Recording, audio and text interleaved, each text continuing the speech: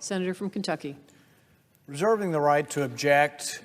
No one disputes that drones flying in airspace could be a danger. The drones flying over the Super Bowl could be a danger. The drones flying over our military bases could be a danger. That's why it's illegal. It's currently illegal, and the federal government has the capacity to investigate and stop drones that are in airspace, over our military bases, following our ships. We have that capacity. But what is disputed, and what the Biden administration is currently telling us, is they don't see a problem. So if there is a problem, let the Biden administration be forthcoming. Let us know the extent of the problem. Let us know who's flying the drones, and let us know what's going on. Instead, this bill says, well, we don't know. The Biden administration doesn't know, but why don't we give the power to the local officials to go after drones? But I rise today to object to this unanimous consent request because at the time, public trust in government is in historic lows. This body must not rush to grant sweeping surveillance powers without proper consideration and debate by the committees of jurisdiction, which is what I pledged to do beginning in January when we will be in charge of the committees.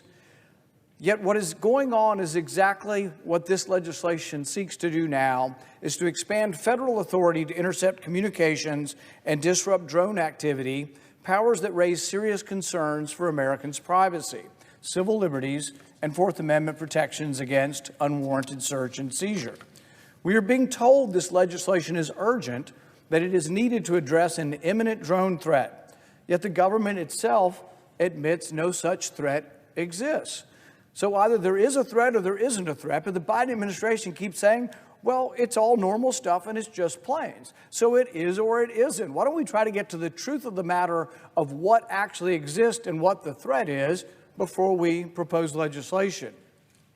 Federal agencies, including the Department of Homeland Security and the FBI, have stated clearly that there is no current national security risk, no public safety concern, and no unlawful drone activity requiring intervention. So there either is a problem or there isn't a problem. If there is a problem, let's discuss how to do it while protecting the communications of innocent Americans whose communications could be caught up in this legislation.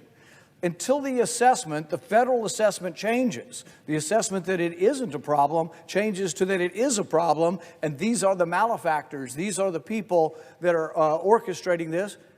Let's get that from the Biden administration. Tell us what the problem is. Tell us the extent of the problem. Instead, the Biden administration is saying there's not a problem. So, Madam President, this pattern is all too familiar. History has shown us time and time again how fear and manufactured urgency are used as pretext to expand government power at the expense of freedom. After 9/11, Congress passed the Patriot Act. In the name of security, Americans were promised that these surveillance powers were necessary. They would only be directed towards foreigners. They would only be directed towards terrorists until we discovered that these powers were being used on Americans. Americans were promised that these powers were necessary and temporary. Instead, they were abused, misused, and weaponized. Innocent Americans had their privacy violated, their data collected, and their rights trampled. The lesson here is clear. When Congress legislates in haste, without careful scrutiny, without debate, and without accountability, it is the American people who suffer the consequences. Today, we are facing a similar moment. The bill before us would grant law enforcement significant authority to intercept private electronic communications without consent. For example, the bill would allow the government to conduct dragnet surveillance of the phones innocent Americans traveling through U.S. airports as long as the government claims they are doing it to neutralize a drone. So in order to look at the information that might be coming to a drone, it may be that you capture all the information of everybody surrounding an airport or everybody who lives near an airport. Once you have all that data, what are the assurances that the government isn't looking at your data in addition to the data that may be related to flying the drone? This is not just about security. It's about unchecked government overreach. It's about capitalizing on fear and media-driven hysteria to jam through sweeping legislation that could violate the civil liberties of American people. Congress has a constitutional responsibility to serve as a check on the executive power, not as a rubber stamp for it. The federal government already has the power to deal with drones. The federal government already has the power to stop any drones that are in airspace around airports. The federal government already has the power to protect its air bases. So if there is a significant problem here, the Biden administration needs to come forward and let us know, who are these drones? Who's operating these drones? What is the federal government doing to protect either airports or bases from this? Instead, we are told by the Biden administration there is no threat to our national security. So let's first insist on truth and transparency from the Biden administration before offering up legislation that is feel good, pat somebody on the back and say, oh, we've done something about drones. We are strong on drones. Congress has a constitutional responsibility to serve as a check on executive power, not as a rubber stamp. We owe it to the American people to demand compelling justification, meaningful safeguards, and full transparency before granting any new surveillance authorities.